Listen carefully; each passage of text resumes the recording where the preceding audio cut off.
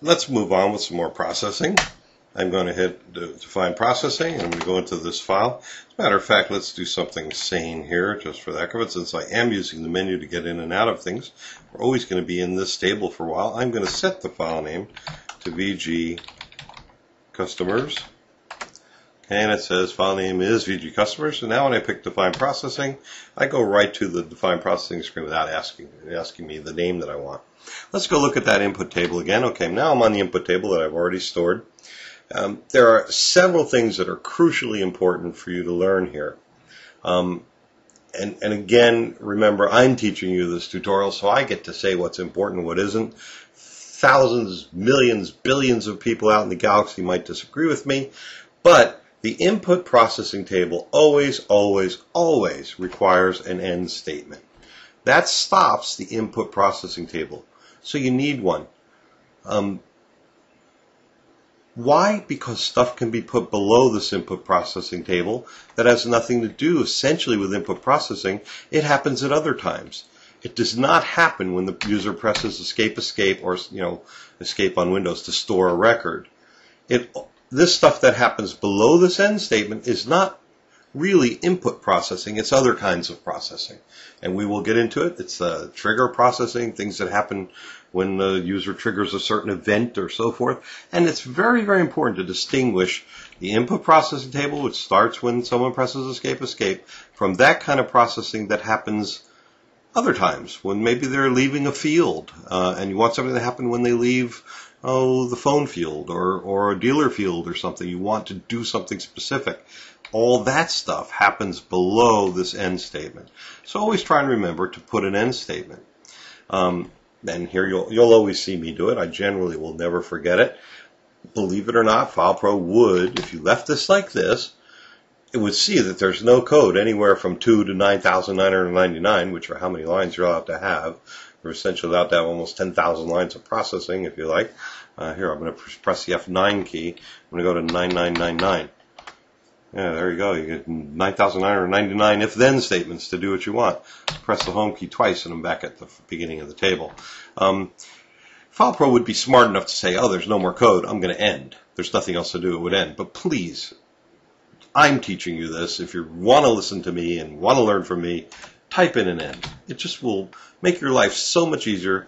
And if you want to really do something cool, type it in capitals. And right next to it, end of input processing table, because it is. It's the end of the input processing table, wherever that happens. There can be several ends, believe it or not. You might want to end at different points. And by that, I mean, you don't have to really type this. I was just showing you that this is an end. I have an end here. But believe it or not, I might put another test. Let's say this test fails. I say if 20 is equal to D, show this, and then drop through here and end. But what if I wanted to do this? I might say if 20 is equal to D, and put a semicolon here, and then end. Spaces are not important in between. You can put as many commands as you can fit across a line. Separate them by semicolons. In other words, if this thing up here is true, if the if line is true, do everything on this line. Do this first command, which says show this until they press enter, and then when they press enter, end. That's all I want them to do. I might say, watch this, I'm going to say show another thing. And then I'm going to end. Okay? Now, I'm also going to put my end statement here, just for the heck of it. But you see that I'm ending this processing if they are equal to a dealer. If this customer code, as customer type says it's a D, has a D in that field, I'm going to show this first thing. Then when they press enter, because there's an @ sign there, I'm going to show that other thing, which says just another thing. And then they'll press enter again, and they'll end. I might have some other code right here. In other words, I might say if 20 is equal to a C, then show this person is a customer. And then end here. You see why there could be two end statements? I might end here. If I find that this record is equal to a D, if the field is equal to a D, I want to show this stuff and I want to end. Why fall through to this if statement and test it? Why test if 20 is equal to a C? I know if it's already equal to a D that it's a D, and I want to only do these things, so I wish to end. If it's not equal to a D, then I have to fall through and say, is it equal to a C? It might be, if it is, do this, and then end. Maybe it's equal to nothing. It could be blank. Remember, we either D or C or blank. In that case, I'm going to end anyway. So I've covered all the three possibilities of that field, and I have several end statements. Each one is ending the input processing. And the reason why I always put a single end by itself at the very end of input processing is end of input processing. I know that below this final end, I'm going to put other stuff that has nothing to do with the user pressing escape. By the way, let's go try this. Oh, I have to tell you what I just did there. I'm sorry. Let me go back in here. I put comments here. This is a comment. An apostrophe means I just want to write something on the line and ignore it. FilePro will ignore absolutely everything after an apostrophe. Won't even read this end of. I could put, it doesn't matter what, but I could put a bunch of gobbledygook here. Doesn't matter. FilePro will ignore it. Anything after a comment, FilePro will ignore it. Now I'm going to press cancel, delete. If I go back in, you see that I didn't save that junk I did. This file table looks just the way I left it. Let's go quickly run this table. If I run V, I'll pick screen 1, and now if I press update, this is a record with a D. If I press escape. It's running this part. It says, this person is a dealer. So I hit enter. And it shows another thing. And it puts that @ sign there. I'm saying press enter to continue. Now it ends. This is very, very neat to know that you can do several things based on an if condition. In other words, we said if this if condition is true, not only do this first row, but do this other thing. Well, we could do other things. We could do, change some other stuff here, whatever we want to put here. And the line goes on. We could put more things and more things. As long as we separate them by semicolons, we can go all the way till, 120 characters long. I forget how long it is. But it's quite a bit of things to fit there.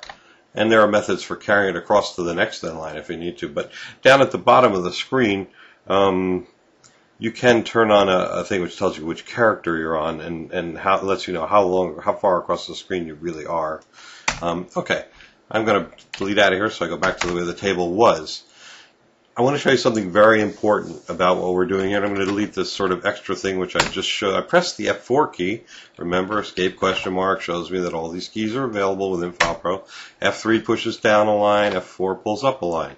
F1 pushes code to the right. F2 sucks it back up to the left. All right. I'm going to keep this two things in here. They're nice. They work for me. I'm going to get rid of this end because it was just to show you something.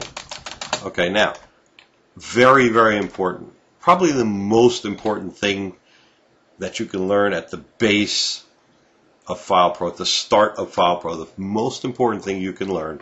And I glossed over it quickly because I wanted to show you the show statement and how to do things. But here basically is something very important. This 20 refers to the value in field 20. I'm going to press the F6 key. It doesn't refer to the number 20. It says whatever's in that field, in this case a D or a C. That's what FilePro is going to put there in place of that 20. The EQ is just equal to, and this quote, D quote, is called a literal. If I wanted to say, let's say I had a numeric field, like, for instance, the customer discount. Remember that field? Here it is. I'm going to press F5 on 21. It's a 2, dot 0 field or an integer field, something without any decimals. No decimals, 0 decimals after the period. That's why it's called an integer. It's a dot 0 field. Okay. If I were to say test field 21, what's in this number field? If that number field is equal to, say, 15%, if it's equal to a 15, I want to do something. If this guy gets a 15% discount, I want to do something special. Now look at the difference here. 21 is a field. It's the contents of that field. 15, because it's inside quotes, it's literal 15. It means the number 15. 15. It's literal 15. It might as well be AB. AB, or it could be X5. It's something that I want to say precisely. I don't want the value of X5. I want X5 in here. Or I want, if you look down here, this is a literal. Anything in between quotes here in this instance is literally these characters. This person is a dealer. Remember, that's what it printed right on the screen. The literal text that I wanted there, because it's between quotes. Okay? The difference between a FilePro field, the contents of a FilePro field, and a literal is that a literal is surrounded by quotes. If I did this, that's a little funny, but I would be saying, does the contents of field 21 equal the contents of field 15? And that's not something you generally ever, you probably don't want to do that, right? At least you don't want to do it here. This, it makes sense. You want to say, does the contents of field 21 equal 15? If so, do this stuff.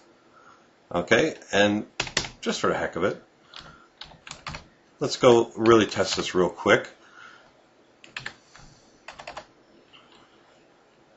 If I look here, I press update and I press escape. It says this person is a dealer. Did it do it because the customer type was a D? No. It did it for a completely different reason. It did it because the discount was equal to a 15. Now it's going to make me hit the enter again because of that other key. This is pretty interesting that we're changing the if statement entirely and still doing the same then line. But we did the then line for completely different reasons, and FilePro understood exactly what we meant. Is the value of field 21 on that record equal to a 15? And because it was, it did this stuff. Very, very straightforward, very easy to understand.